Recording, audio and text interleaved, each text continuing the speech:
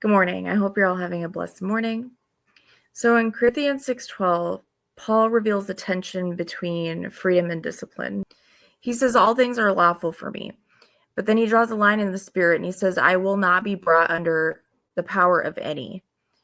This is the soul of someone that has learned to let the Holy Spirit rule within him. And God's freedom is not the absence of boundaries, but it is the presence of divine order. And when the Spirit lives inside you, he begins to separate what is allowed from what is anointed. And when the Holy Spirit begins to move in a mighty way inside you, he begins to reorder everything. So you start to sense that not every door is open or meant for you. But some doors are meant to test you, some doors are traps, and some are assignments. And discernment becomes the evidence that the divine is ordering your steps. And Paul's words are not restriction, but they are about alignment. So spiritually, you can do many things in your life. You have choices, but not everything will build you. Not everything will build your spirit, and not everything is going to please God.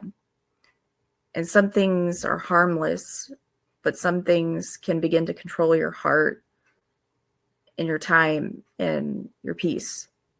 And Paul is saying that I refuse to let anything rule me but the Spirit of God. Paul declares that he has one master, and that is Jesus. And he's saying that his emotions, his habits, and his desires don't control him anymore. And that is freedom on a higher level. And not just freedom to live on how he wants to, but how God has designed him to live.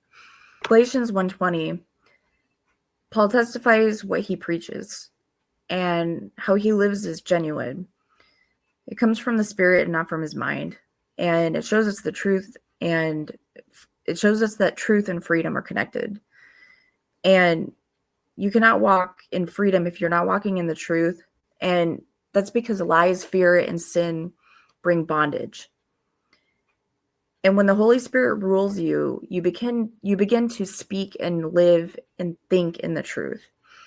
And your inner self and your outer self begin to match. And that's why Paul can say before God, I lie not. And it means inside that my heart and my words are in agreement with God's truth. And God's truth is love, peace, and freedom. I hope this word bless someone, and I hope you have a blessed day.